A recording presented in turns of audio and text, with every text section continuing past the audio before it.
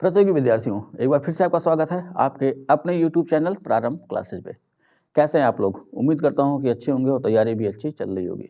तकनीकी समस्या के कारण, जैसा कि आप लोग को भी पता होगा, आपके मोबाइल में भी नेटवर्क इसमें बहुत कम आ रहा होगा और वो समस्या यहाँ भी थी जिसकी वजह से वीडियो क्लास अपलोड नहीं हो पा रही थी।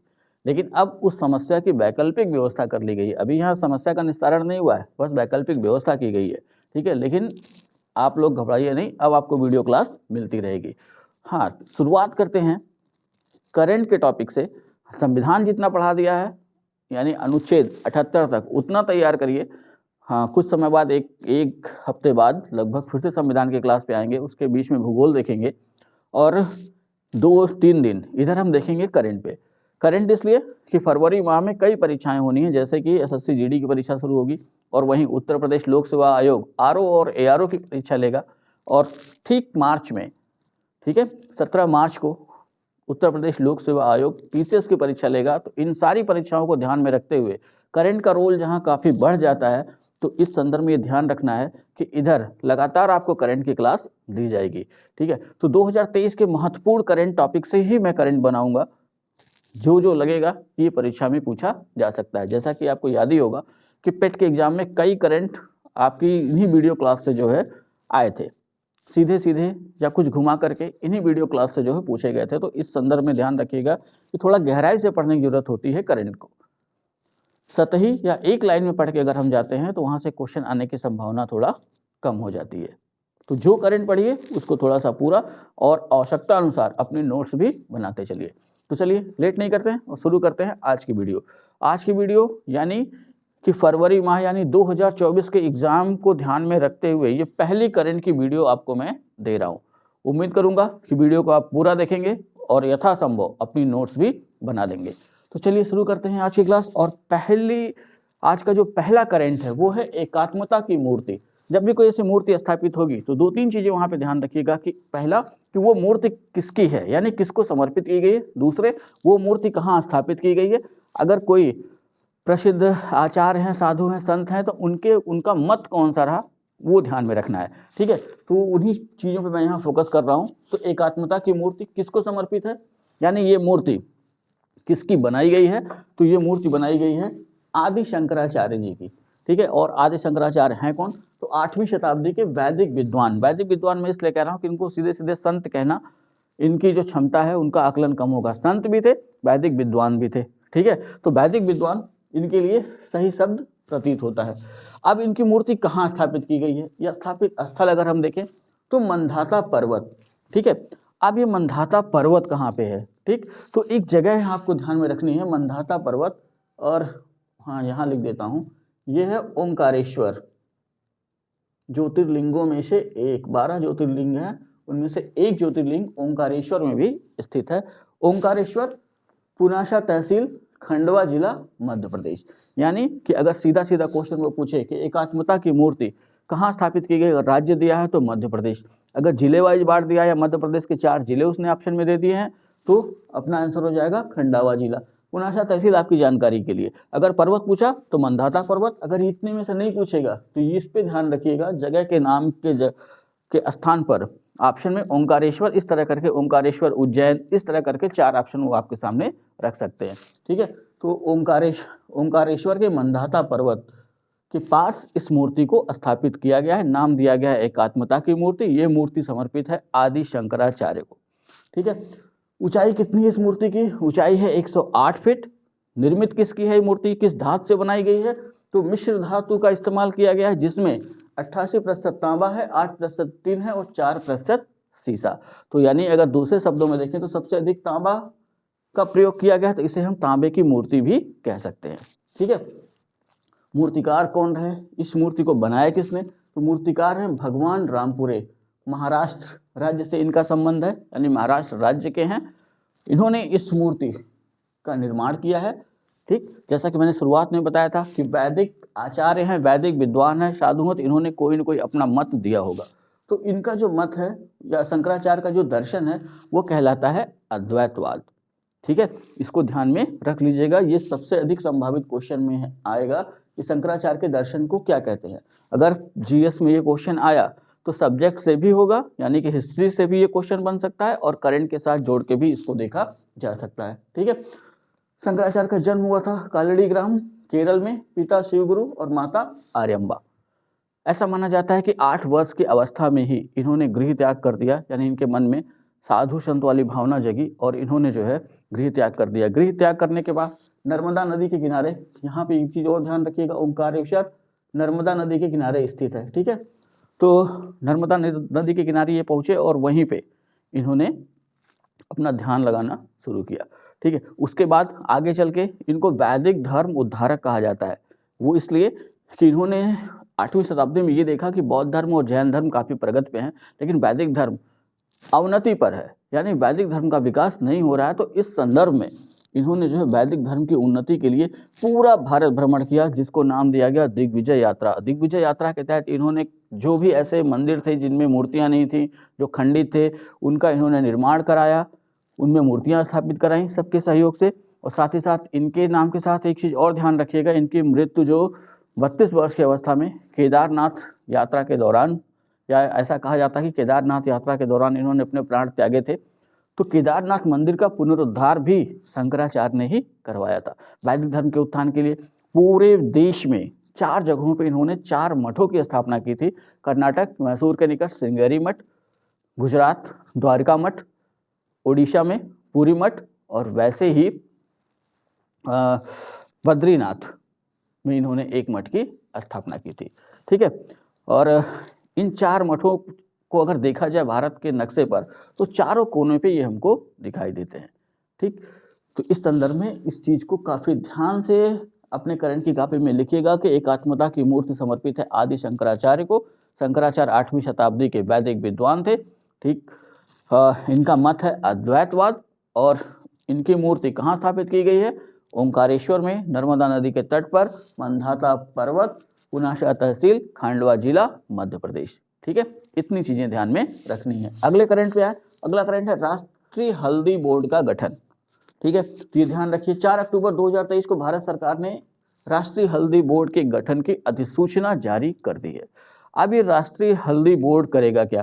ठीक है, तो हल्दी के उत्पादन, उसमें उत्पादन में आने वाली समस्याएं, हल्दी के निर्यात आदि पर ये काम करेगा, यानी हल्दी के उत्पादन को बढ़ाना और उसके निर्यात को बढ़ाना, ये इसका प्रमुख उद्देश्य होगा।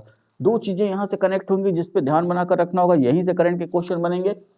भारत जैसे पूछेगा कि विश्व में हल्दी का सबसे बड़ा उत्पादक कौन है, तो यहाँ ध्यान रखना है कि हल्दी का सबसे बड़ा उत्पादक, उपभोक्ता और निर्यातक कौन है? भारत। ठीक, तो एक लाइन में ध्यान में रखिएगा कि भारत हल्दी का सबसे बड़ा उत्पादक भी है, सबसे बड़ा उपभोक्ता भी है और सबसे बड़ा निर्यातक भी है। निर्यातक का मतलब बेचता भी है सबसे अधिक। तो निर्यातक बाजार की बात करें तो बांग्लादेश में हम निर्यात करते हैं, यूएई में हम निर्यात करते हैं, यूएसए और मलेशिया, ये 4 प्रमुख निर्यातक देश हैं हल्दी के लिए भारत के संदर्भ में। अब हल्दी उत्पादन में भारत के किन किन राज्यों का शीर्ष स्थान है? तो सबसे अधिक हल्दी उत्पादन करता है महाराष्ट्र, उसके बाद तेलंगाना, उसके बाद कर्नाटक। तो ये ध्यान रखना कि हल्दी के उत्पादन के लिए जो आदर्श तापमान है ना, वो 20 से 30 डिग्री सेंटीग्रेड के बीच होना चाहिए। और यहाँ जो 3 राज्य मैंने लिख दिया है, इन 3 राज्यों के तरफ अगर हम ध्यान ले जाएं तो हम क्या देखते हैं? ये समुद्र के किनारे स्थित है और समुद्र के किनारे जो भी राज्य स्थित हैं, हम क्या देखते हैं? वहाँ पे पूरे साल भर समकारी जलवायु पाई जाती है, यानी कि जलवायु समान होती है।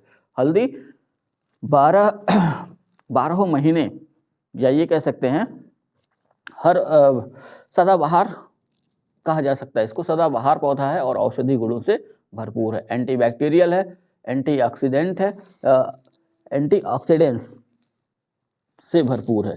ठीक है, तो हल्दी का हम भी अपने आम जीवन में अगर देखें तो हम हल्दी का कई रूप में इसका प्रयोग करते हैं। हल्दी को दूध में मिलाकर पीने से शरीर के दर्द दूर हो जाते हैं, कहीं चोट लगी हो तो हल्दी रख के बांध दिया जाए तो वो दर्द को खींच लेता है, एंटीबैक्टीरियल है ही है। तो इस संदर्भ में हल्दी का व्यापक प्रयोग भारत में देखने को मिलता है और हल्दी इसी संदर्भ में काफ़ी शुभ मानी जाती है। ठीक है, अगले करंट पे आइए, तो अगला करंट है मिथुन। मिथुन एक जानवर की प्रजाति है। ठीक है, तो मिथुन को खाद्य पशु का दर्जा दिया गया है। खाद्य पशु का मतलब कि अब इसके मांस का प्रयोग खाने के रूप में किया जाएगा। पहले भी लोग करते थे, लेकिन खाद्य पशु का दर्जा इसको नहीं प्राप्त था।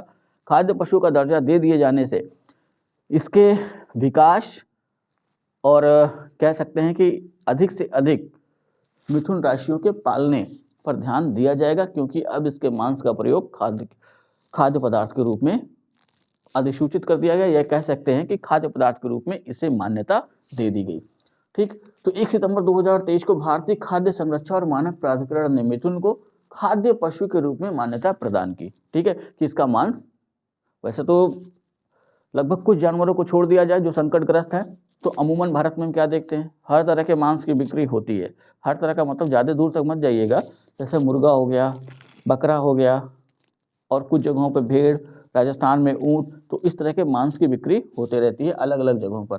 तो खाद्य पशु का दर्जा मिल जाने से ये फायदा ये होगा कि वहाँ के जो किसान हैं, जो पशुपालक हैं, उनको जो है उनकी आर्थिक स्थिति सुधरेगी। ठीक है, तो मिथुन का जो ये मांस है जो बिकेगा, किस नाम से बिकेगा, तो उसे नाम दिया गया है विशी। ठीक है, तो ये इसका आधिकारिक नाम है मिथुन के मांस का विशी। ठीक, राष्ट्रीय मिथुन अनुसंधान केंद्र कहाँ स्थित है, तो ये ध्यान रखिएगा, ये स्थित है नागालैंड में।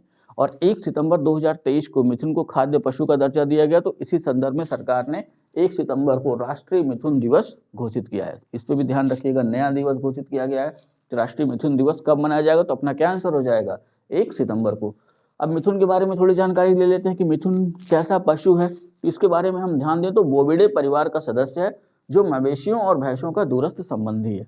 ठीक है, यानी अगर इसको हम देखेंगे तो भैंसे की तरह थोड़ा सा दिखता है, लेकिन चेहरा थोड़ा सा बदला होगा इसका, यानी कि उसका जो मुंह है वो थोड़ा परिवर्तित होगा, सींगों का आकार परिवर्तित होगा। ठीक है, ये वातावरण की वजह से।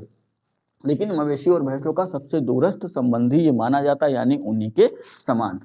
विश्व में मिथुन की सर्वाधिक संख्या उत्तर पूर्वी राज्यों में पाई जाती है। तो भारत के जो उत्तर पूर्वी राज्य, जिन्हें हम 7 सिस्टर्स कहते हैं, असम, मेघालय, नागालैंड, त्रिपुरा, मणिपुर, मिजोरम, ये जो 7 राज्य हैं, इनको 7 सिस्टर्स कहते हैं, और यही भारत के उत्तर पूर्वी राज्य है। इन्हीं राज्यों में ये मिथुन प्रजाति सबसे अधिक पाई जाती है। और इन राज्यों में अगर हम देखें तो अरुणाचल प्रदेश में सबसे अधिक मिथुन पाए जाते हैं। ठीक है, वैज्ञानिक नाम की बात कर लें तो बॉस फ्रंटल्स, ये इसका वैज्ञानिक नाम है। तो ये 3 विस्तृत करंट हुए, कुछ छोटे करंटों पर ध्यान दे लेते हैं। ठीक है, एक नाम है KN शांत कुमार। क्यों चर्चा में रहे, तो इन्हें ध्यान में रखना है आपको कि प्रेस ट्रस्ट ऑफ इंडिया यानी PTI के अध्यक्ष चुने गए हैं 29 सितंबर 2023 को। तो PTI के नए अध्यक्ष KN शांत कुमार। ठीक है, नेक्स्ट करंट पे आइए, मैंने पहले से हाईलाइट कर रखा है इसको लाल रंग से लिख के कि केविन मैककार्थी। तो विशेष ध्यान रखना है इन पे। कौन है ये, तो अमेरिकी प्रतिनिधि सभा के स्पीकर। ठीक है, क्यों चर्चा में रहे, अक्टूबर 2023 में इन्हें इनके पद से हटा दिया गया। और अमेरिकी संसदीय इतिहास में पहली बार ऐसा हुआ है कि किसी अध्यक्ष को उसका कार्यकाल समाप्त होने से पहले उसे पद से हटा दिया गया हो, इसलिए ये नाम विशेष तौर पे ध्यान में रखना है, केविन मैककार्थी। ठीक है, अगला नाम जो चर्चा में रहा वो है सामिया सुलूह हसन। तो ये जब से तंजानिया के राष्ट्रपति बने तब से अपने यहाँ के कई पेपर में ये क्वेश्चन सीधा सीधा पूछा गया है कि तंजानिया की पहली महिला राष्ट्रपति, या क्वेश्चन को ऐसे पूछते हैं कि सामिया सुलूह हसन अभी हाल ही में किस देश की पहली महिला राष्ट्रपति निर्वाचित हुई हैं। तो ये प्रश्न फिर से जीवित हो जाता है। ठीक है, कि तंजानिया की पहली महिला राष्ट्रपति कौन है, तो सामिया सुलूह हसन। तो यहाँ पे एक चीज़ ध्यान रखिएगा कि जैसे जिनको रेलवे की परीक्षा देनी है आगे चल के, तो रेलवे इन क्वेश्चंस को, जो करंट के क्वेश्चन है, आज के क्वेश्चंस को जोड़ता है 2 साल पहले, 3 साल पहले से। तो उस तरह से नहीं जोड़ता कि अचानक से उसने 3 साल पहले का क्वेश्चन पूछ लिया आपसे, वो पूछेगा इसी करंट से जोड़कर। अब ये चर्चा में रही, क्यों चर्चा में रही कि 8 से 10 अक्टूबर के बीच भारत की यात्रा पर रही। ठीक है, और ये इनकी सामिया सुलूह की पहली भारत यात्रा थी। और इसी के साथ एक और करंट जुड़ा हुआ है कि इन्हें जवाहरलाल नेहरू विश्वविद्यालय द्वारा डॉक्टरेट की मानद उपाधि से सम्मानित किया गया। तो भारत के संदर्भ में चर्चा में आई ना 2023 में, जब 2023 में चर्चा में आई तो जाहिर सी बात है कि इनके साथ जितनी भी चीज़ें जुड़ी हुई हैं वो फिर से जो है करंट के मुद्दे के हिसाब से जीवित हो गई। तो यहाँ इनके संदर्भ में ध्यान रखिएगा कि तंजानिया की पहली महिला राष्ट्रपति सामिया सुलूह हसन 8 से 10 अक्टूबर के बीच भारत की यात्रा पर रहीं, और सामिया सुलूह की ये पहली भारत यात्रा रही। और साथ ही साथ जो सबसे महत्वपूर्ण है वो ये कि जवाहरलाल नेहरू विश्वविद्यालय द्वारा इन्हें डॉक्टरेट की मानद उपाधि से सम्मानित किया गया। क्वेश्चन कैसे बनेगा, अभी हाल ही में किस देश के राष्ट्रपति या किस देश की राष्ट्रपति को जवाहरलाल नेहरू विश्वविद्यालय ने डॉक्टरेट की मानद उपाधि से सम्मानित किया है। आंसर क्या होगा, सामिया सुलूह हसन। तो इस तरीके से क्वेश्चन सेट होते हैं। तो हमें भी पढ़ते समय ध्यान रखना होगा कि अगर हमें कहा जाए क्वेश्चन बनाना है तो आप भी जब पढ़ते समय इस तरीके से पढ़िए कि आप क्वेश्चन बना रहे हैं और देखिए कि अगर कोई एक मुद्दा है तो उस पर कैसे क्वेश्चन आप बना सकते हैं। तो इससे बहुत आसानी होगी क्वेश्चन याद करने में। ठीक है, अगला नाम अगर हम देखें तो गीतांजलि राव, कौन है ये, तो भारतीय मूल की अमेरिकी युवा वैज्ञानिक हैं। क्यों चर्चा में रही, तो 11 अक्टूबर को अमेरिका की प्रथम महिला जो राष्ट्रपति हैं अमेरिका के जो बाइडन, उनकी पत्नी है जिल बाइडन। तो अमेरिका के राष्ट्रपति को प्रथम पुरुष और उनकी पत्नी को प्रथम महिला का दर्जा प्राप्त है। ठीक है, तो जो बाइडन की जो पत्नी जिल बाइडन ने इन्हें सम्मानित किया। इनके साथ 14 अन्य लोग यानी कुल 15 लोग सम्मानित किए गए अपने क्षेत्र में किए गए सामाजिक कार्यों के लिए या सामाजिक उन्नति के लिए किए गए कार्यों के लिए। 8 नंबर क्वेश्चन पे विशेष ध्यान रखिएगा, लुईस ग्लक। ठीक है, तो ये उनके लिए जो कोई ऐसे परीक्षा दे रहे हो जहाँ थोड़ी गहराई से क्वेश्चन पूछ लिया जाता है। अब तो कोई अंतर तो रह नहीं गया, आपने भी पेपर दे के देख लिया होगा कि करंट के क्वेश्चन हो चाहे सब्जेक्ट के क्वेश्चन हो, कुछ सरल होते हैं लेकिन कुछ क्वेश्चन वो ऐसे लेके आते हैं जो उम्मीद की जाती है कि जब आप कुछ अच्छे से या ध्यान से उसको पढ़ा होगा तभी वो क्वेश्चन आप पकड़ पाएंगे। तो लुईस ग्लक, अगर इनका नाम अगर ध्यान में आए तो ये 2 साल पीछे हमको चलना होगा, यानी 2020 के नोबेल पुरस्कार से इनको, साहित्य के नोबेल पुरस्कार से इनको सम्मानित किया गया था। ठीक है, तो इस वजह से एक बार फिर से चर्चा में रहेंगी अमेरिकी कवित्री एवं 2020 के साहित्य के नोबेल पुरस्कार से सम्मानित। 13 अक्टूबर को इनका निधन हो गया। तो 13 अक्टूबर 2023 को इनका निधन हुआ, लेकिन इनके साथ जो मेन चीज जुड़ी हुई है, इनका देश किस देश के हैं, तो अमेरिका की कवित्री हैं। और इनको किस वर्ष नोबेल पुरस्कार से या साहित्य के नोबेल पुरस्कार से सम्मानित किया गया, तो ये आंसर होगा 2020 के साहित्य के नोबेल पुरस्कार से। तो इस तरह से क्वेश्चन वो बनाएंगे। जैसे अभी मुद्दा हाल करंट का है, लेकिन क्वेश्चन बनाने वाला ऐसे बनाएगा कि 2020 के साहित्य के नोबेल पुरस्कार से किसे सम्मानित किया गया। एक सामान्य लड़का वो ये सोचेगा पेपर देख करके कि पता नहीं कैसा पेपर बनाया हुआ है, 3 साल पहले करंट पूछ लिया वो। लेकिन स्वाभाविक है कि अगर इनकी मृत्यु हुई है, इनके साथ पूरे वैश्विक स्तर पर एक चीज जुड़ी हुई है साहित्य का नोबेल, तो ये क्वेश्चन बनता है कि 2020 के साहित्य के नोबेल से किसे सम्मानित किया गया। आंसर हो जाएगा लुईस ग्लक। ठीक है, अगला करंट देखिए, डॉक्टर मनोहर सिंह गिल। ठीक है, शॉर्ट में इनको डॉक्टर MS गिल कहते हैं। भारत के पूर्व मुख्य चुनाव आयुक्त रह चुके हैं। ठीक है, 15 अक्टूबर को इनका निधन हुआ है। 1996 से 2001 तक देश के मुख्य चुनाव आयुक्त रहे। तो इनके संदर्भ में कुछ चीजें मौखिक बता देता हूँ। ये इतना तो समझे गए होंगे, डॉक्टर मनोहर सिंह गिल भारत के पूर्व मुख्य चुनाव आयुक्त रह गए हैं। चुनाव आयुक्त ये 1996 से 2001 तक रहे। 2001 के रिटायर होने के बाद कांग्रेस सरकार में इन्होंने कई मंत्री पद पे भी ये रहे। साथ ही साथ ये ध्यान रखिएगा कि मुख्य चुनाव आयुक्त से रिटायर होने के बाद इन्होंने राज्यसभा में भी अपना प्रतिनिधित्व दिया या अपना योगदान दिया और पंजाब से चुन करके ये आए थे। ठीक है, अगला SN सुब्रमण्यम। यहाँ एक लाइन में इनको ध्यान रखिएगा, लार्सन एंड टुब्रो एक निजी कंपनी है, लार्सन एंड टुब्रो, जो पहले मोटर वाहन निर्माण क्षेत्र में, भारी मोटर वाहन निर्माण क्षेत्र में लगी हुई थी। ट्रक बनाती थी, बस बनाती थी और ऐसी जैसे JCB टाइप की जो मशीनें हैं उस टाइप के निर्माण में भी ये संलग्न है। लेकिन अभी हाल ही में ये जो है भारत में कंस्ट्रक्शन के काम में, जैसे रोड निर्माण, बड़ी बिल्डिंगों का निर्माण, उनमें भी ये संलग्न है। ठीक है, तो ये कंपनी काफ़ी चर्चा में इसमें भारत के संदर्भ में, और इसके अध्यक्ष और प्रबंध निदेशक SN सुब्रमण्यम को बनाया गया है। ठीक है, तो आज एक छोटी सी वीडियो आपको दे रहा हूँ, लेकिन कल की करंट की वीडियो थोड़ी सी लंबी होगी। इधर 2-3 दिन हम करंट पे ही चर्चा करेंगे।